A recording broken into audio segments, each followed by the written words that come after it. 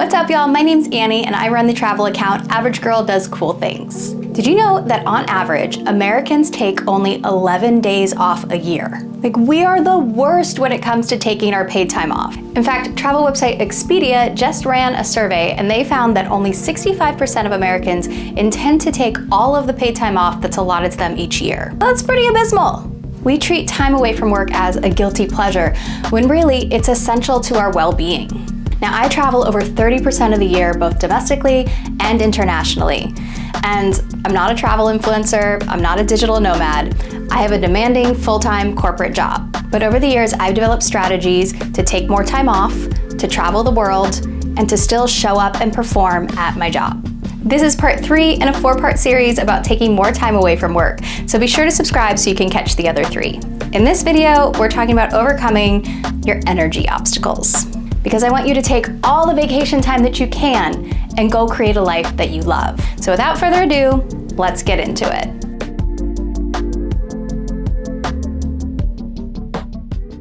Welcome to obstacle number 3, energy. You might have the money to go, you might have cobbled together the time, but you might be exhausted. With everything at work and at home overloading your system, sometimes just the idea of taking a trip and mustering up the energy can be really difficult. Like, the soul is willing, but the body is tired. So in this section, I've got you covered with 5 tips to increase your energy for traveling.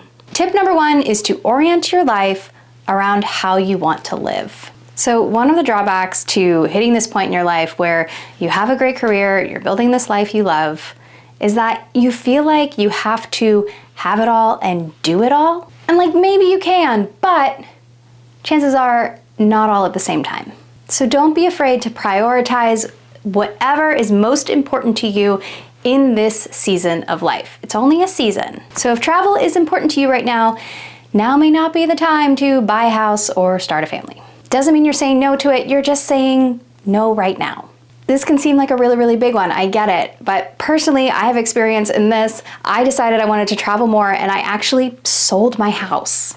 I found that I was spending too much time staying at home. I was spending all of my money putting into this house, and I was feeling physically and emotionally stuck. So I decided to sell it, and I made a bunch of money, and I used that money to travel, and I rented a place that was just lock and leave it, and I went and had my adventures. And when I was ready to come back and have a little bit more balance, I took some of the money I set aside from that sale and I bought myself a small condo that's more conducive to the lifestyle that I want to live. It was a big, scary step, but it was so worth it. And I promise you can do something big like that too. Tip number 2 is to get better rest while you're traveling. Anyone who's taken an international trip will tell you that the time zone change and jet lag is very real. It takes a toll on your internal clock, that's for sure. So here are some tried and true solutions that can help. Number 1, drink water like it's your job.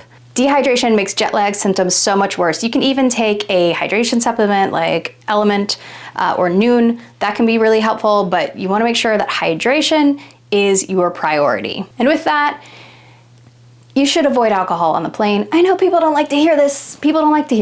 But again, dehydration is the enemy, and alcohol is very dehydrating. Bring a natural supplement with you to help you sleep, so melatonin or something like a Beam TLC. I'll put a link to that below. It's one of my absolute favorites to help me fall asleep. Just make sure that these are things that you've tried at home before so you don't have unexpected reaction while you're traveling. And lastly, be sure that you expose your skin and your eyes to natural light when you arrive at your destination. It's hard, you gotta push through it, but it is one of the quickest ways to get on your new time zone. Tip number 3 is to know your food triggers.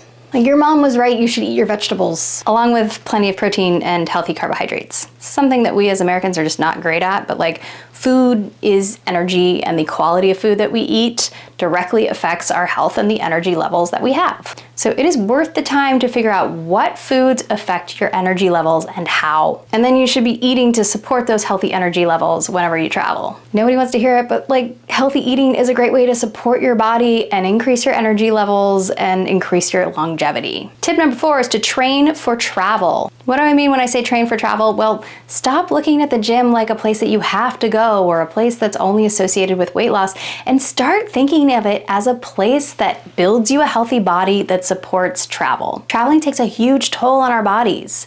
And if you want to go do active adventures, you have to be physically in shape for them. So if you want to hike through the jungle to go see gorillas, or you want to climb to see Machu Picchu, or you just want to travel a long time in an airplane without your legs seizing up, you have to train your body like a travel athlete. So a regular gym practice is a great way to do this.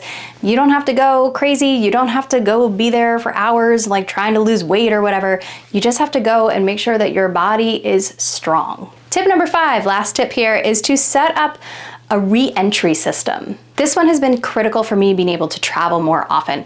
Basically, you make a list of everything that you have to do to get back on track so you can turn around and go to work the next day. And then you create a system for yourself to get that done quickly and easily as possible. So for example, you might pre-schedule your Uber for when you land, order your groceries to be delivered as soon as you arrive home, quickly unpack and throw in a load of laundry, and then jump in the shower while you heat up a frozen dinner. That's my routine anyway. Whatever you need to do, have a set routine that helps you get settled, get back on track, and get ready to jump back into work. I hope that was helpful.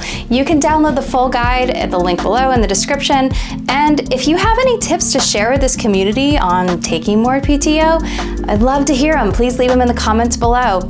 Until next time, go create a life you love. Bye.